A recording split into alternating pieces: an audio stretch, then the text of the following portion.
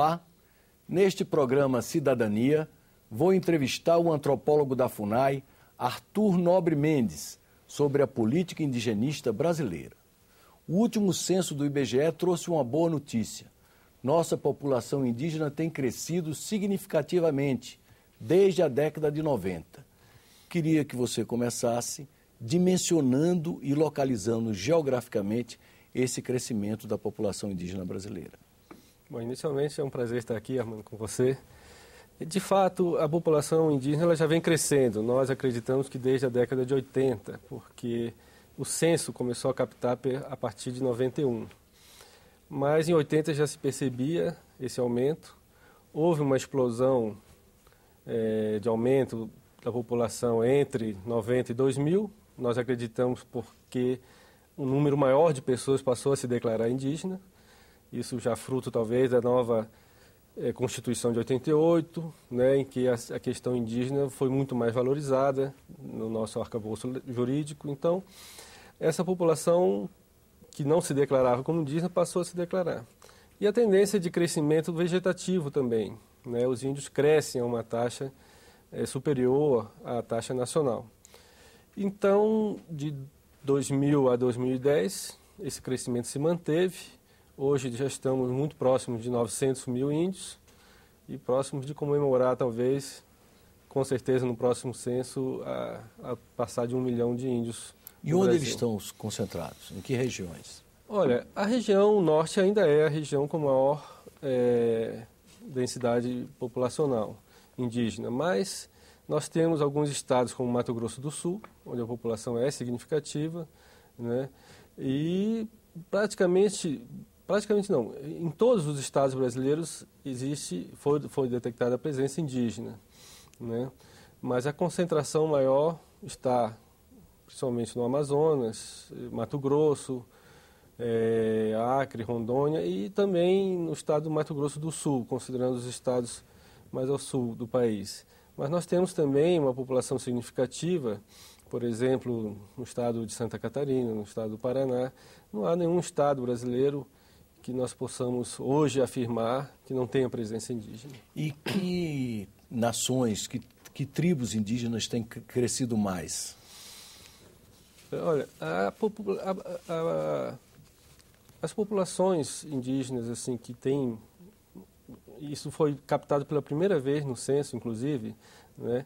Porque até 2000 o censo não perguntou sobre a etnia do índio. A pessoa se declarava indígena, mas não dizia a que etnia pertencia. Esse ano, essa foi uma das novidades introduzidas no censo. A pessoa passou a se declarar indígena e afirmar a que etnia pertence. E nós tivemos uma confirmação de que nós na FUNAI já tínhamos alguns levantamentos, o Ministério da Saúde também, que a população, a etnia com maior número de índios é ticuna, no Amazonas, né, que vive ali próximo ao município de Tabatinga e fronteira com a Colômbia, seguida dos índios Kaiowá, Guarani Kaiowá, no Mato Grosso do Sul, né, os índios Macuxi também, de Roraima, é muito significativo, os Yanomami.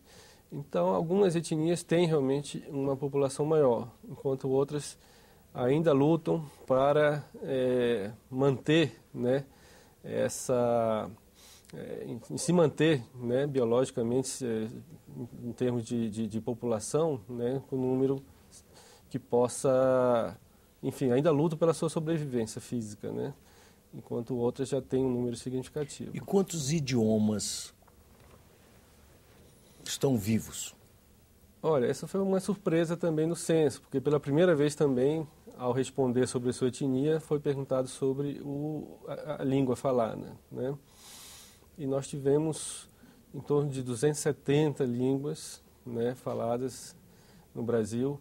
A gente sabe que isso varia um pouquinho, porque muitas vezes o índio não tem um nome específico para a sua língua. Ele fala da sua etnia e eu falo a minha língua, né? Eu falo a língua do meu povo. Então, é uma tarefa para os linguistas depois definir o que é uma língua diferente de outra, o que é um dialeto, uma variação linguística dessa ou daquela, mas em termos de respostas do censo, nós tivemos em torno de 270 respostas diferentes para línguas. E hoje o principal problema continua sendo a demarcação das reservas? Esse é um problema ainda presente, embora tenha se avançado muito, né? O censo também fez o IBGE, junto com a FUNAI, conseguiu captar e mapear os índios que estão fora e que estão dentro das terras indígenas. O censo ele é baseado nos setores censitários, que são territórios definidos, né, pelo IBGE, e nós trabalhamos junto com o IBGE para que esses setores censitários que abarquem terras indígenas, eles coincidam com os limites das terras indígenas, de modo que um setor censitário ele capta uma realidade exclusivamente de uma terra indígena, né? Então, o resultado disso foi interessante, né? Por um lado, nos reforçou no sentido de confirmar a política de demarcação de terras, porque, considerando a população rural, né, excluindo os índios que vivem nas cidades, considerando exclusivamente a população rural, nós temos mais de 86%, ou próximo de 86% da população indígena vivendo em terras indígenas, já reconhecidas pelo governo, né? E apenas 14% que precisam ainda ser alcançadas por essa política. A gente sabe que nem todos os índios que vivem na zona rural necessariamente estarão vivendo em terras indígenas. O índio pode ser um assentado do INCRA, o índio pode ser um empregado de uma fazenda, enfim. Mas, mesmo sem considerar isso, né, nós temos apenas 14% dessa população rural vivendo fora de uma terra indígena. Ou em terras indígenas ainda em processo de estudo, de reconhecimento, porque o IBGE considerou somente aquelas que já têm com seus limites reconhecidos e declarados pelo governo federal. E onde se localizam os focos ainda de conflito?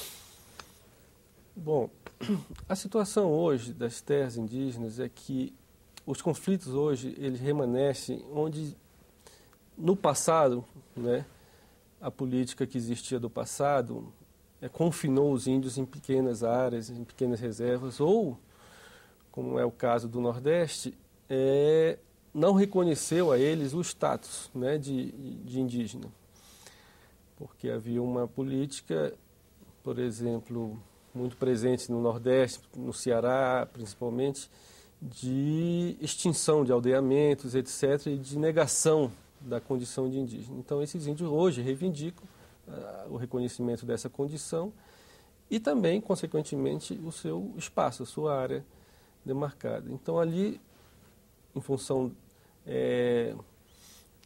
digamos assim, do tempo que se passou e da consolidação de uma ocupação posterior, existem conflitos. E também Mato Grosso do Sul, sul do país, onde as reservas foram demarcadas de forma a confinar os índios, era uma política de confinamento, e, consequentemente, essas reservas precisam ser revistas, precisam ser ampliadas, e surge, portanto, também um conflito, porque o entorno dela está totalmente ocupado, titulado pelo Estado, etc., etc. Então, nessas áreas, nessas regiões, Nordeste, Sul e especialmente Mato Grosso do Sul, ainda há uma série de conflitos a serem resolvidos.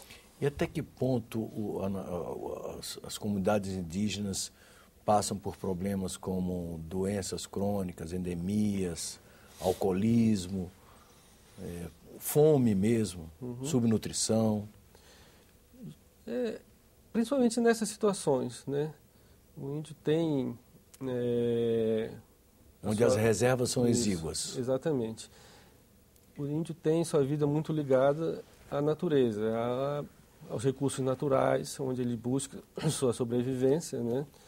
Onde ele exerce suas atividades econômicas e que dependem de uma condição ecológica mínima, né? Você tem que ter uma mata, uma fonte de água e assim por diante. Então, onde falta isso, onde não há em quantidade suficiente, sobrevêm esses problemas, né? De fome, etc. Então, nesse caso, há uma coincidência, né, entre o acesso restrito ao acesso, o impedimento de acesso aos recursos naturais e os problemas que você citou. Existem índios, qual é a proporção de índios nas cidades ou nos subúrbios? O censo, ele apresentou um dado interessante, ele apresentou uma redução do número de índios vivendo em áreas urbanas, de 2000 para 2010. Né? Hoje, a população indígena que vive em área rural, e, portanto, como eu já falei, na sua maioria em terras indígenas, está em torno de 65% a 66%. E os que vivem em área urbana, em torno de 35% a 34%. Então, eu já, inclusive, respondi alguns questionamentos de alguns jornalistas, logo que saiu o dado do IBGE, dizendo assim, mas não são muitos índios, né, vivendo na cidade, né? Porque a imagem que você tem, a imagem que a gente tem é que os índios vivem na mata, na selva, etc. Só que, se a gente considerar a população brasileira, né, que o censo de 2010 trouxe exatamente o dado que já ultrapassou os 80% da população urbana no Brasil, a gente vê que o índio, né, talvez seja o extrato da população que mais se mantém, né, preso às suas origens, no sentido do seu local de origem, enfim, vivendo em áreas rurais, né, e aquele que menos migrou para os centros urbanos, né, uma vez que mais de 60% ainda mantém essa localização em área rural. Agora, o índio não está imune a esse processo, a esse êxodo rural. Ele busca também, como nós, oportunidades, né, de estudo, de trabalho, etc. E hoje há uma, digamos... Uma elite indígena. Há um apelo também, né, no sentido dos índios irem até as cidades. Já que nós não conseguimos, o Estado brasileiro não consegue levar até ele, onde ele está, tudo aquilo que ele precisa. Então, um exemplo muito claro. Se o índio quer estudar numa universidade, ele não pode ficar onde ele está. Se ele quer ter um curso superior, ele tem necessariamente que migrar para uma cidade. E existe um levantamento exatamente que deu uma medida dessa qualificação do indígena? Por exemplo, a política de cotas já está funcionando objetivamente no sentido de favorecer o surgimento de uma elite entre as nações indígenas? Com certeza. Antes mesmo da aprovação dessa lei, recentemente aprovada,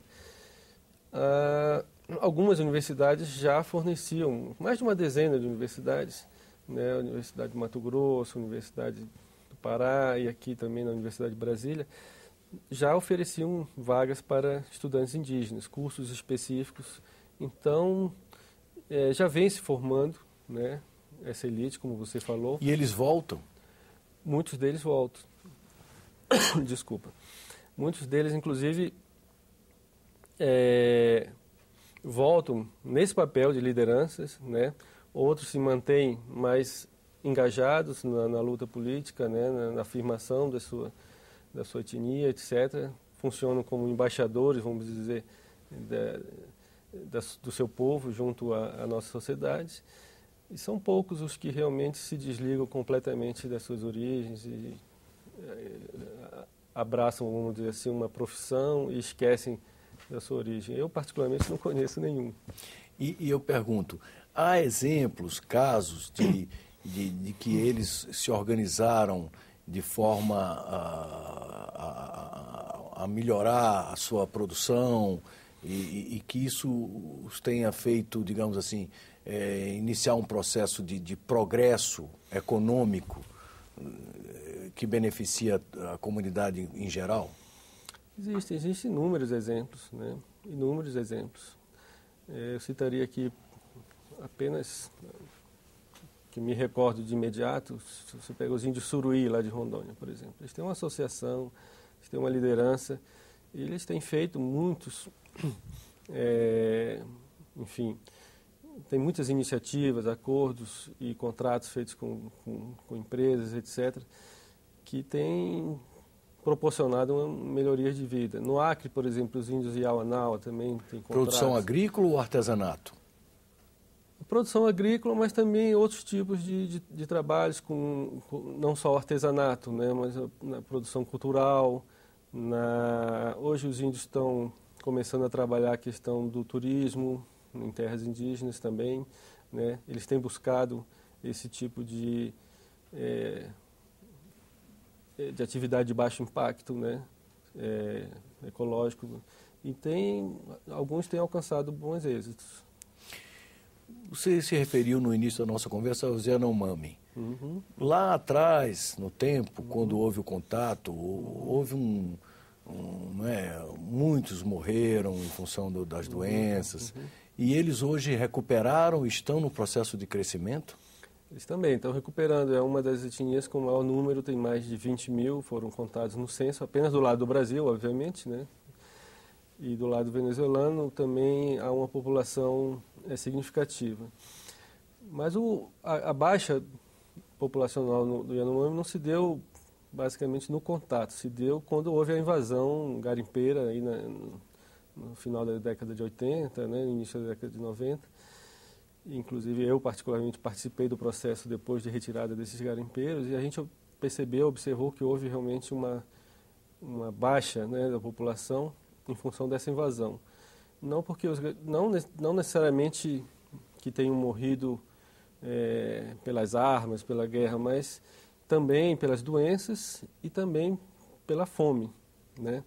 Já que as suas plantações, suas produções também foram prejudicadas, algumas até foram confiscadas, vamos dizer assim, pelos garimpeiros. Então, a gente observou isso nesse momento, e de lá para cá é uma luta constante, porque em nenhum momento a gente pode dizer que a área esteve totalmente livre de invasão, né? Atualmente, há inclusive toda uma operação sendo feita lá com a Polícia Federal, o Exército, no sentido de, mais uma vez, liberar a área desses ocupantes, mas é uma luta constante, né? E os índios têm se recuperado, mas não é uma recuperação que a gente possa dizer assim. É uma recuperação lenta, né? E a luta é constante nesse sentido. Uma última pergunta. A usina de Belo Monte, há um movimento de resistência indígena contra a obra em si, né? Do ponto de vista da FUNAI, a obra vai de fato afetar negativamente as comunidades indígenas que por ali vivem? Toda e qualquer obra afeta, né? A gente não pode achar que uma obra das dimensões de Belo Monte não tenha nenhum efeito, ou tenha um efeito não significativo. Ela tem impactos, sim, sobre os índios, mas a gente sabe que não são os impactos que muitas vezes se divulgam, né? Ou seja, nós não vamos ter nenhuma terra alagada, não vai ser removido nenhuma aldeia. Os impactos são impactos indiretos em decorrência do represamento do rio, a questão da migração dos peixes, a questão do regime das águas ali do rio Xingu. Isso vai ser afetado, e isso afeta os índios, que os índios vivem também muito em razão do rio, né? Então, a FUNAI tem trabalhado junto com o Ministério das Minas e Energia, os empreendedores, no sentido de compensar, mitigar esses efeitos, né? Isso tem sido feito. Mas os impactos acontecem, como aconteceu com Tucuruí, como aconteceu com Balbina e outras hidrelétricas. Não existe barragem nessas dimensões com impacto zero. E as comunidades indígenas ribeirinhas, elas têm sido ouvidas nesse processo? Sim, têm sido ouvidas. A própria FUNAI tem ouvido, né? É um processo contínuo, não é um processo que se encerra, né? É um processo contínuo. Mas, obviamente, que há um grau de insatisfação aí, que se procura trabalhar, se procura, através do diálogo, né? Manter a possibilidade dos índios sempre ter o seu espaço de participação, né, onde eles possam manifestar, né, enfim, a sua insatisfação ou as suas necessidades, né, sem que seja necessário esse tipo de ocorrência, né, como a paralisação da obra ou algum tipo de violência. Isso a gente tem sempre procurado evitar. O próprio juiz, né, que examinou o caso, né, solicitou da FUNAI que fizesse esse trabalho junto com os índios, né, mas é um trabalho que a FUNAI já vem fazendo, não é uma coisa que nós iremos começar agora a partir dessa decisão judicial. É um trabalho que já vinha sendo feito. Muito obrigado pela entrevista. Muito obrigado. Nós chegamos ao final do nosso programa. Aqueles que quiserem entrar em contato para fazer algum comentário, crítica ou sugestão para a nossa pauta, basta ligar para o 0800 61 2211 ou acessar o nosso portal na internet www.senado.gov.br/TV. Obrigado por sua audiência e até uma próxima entrevista aqui no Cidadania, na TV Senado.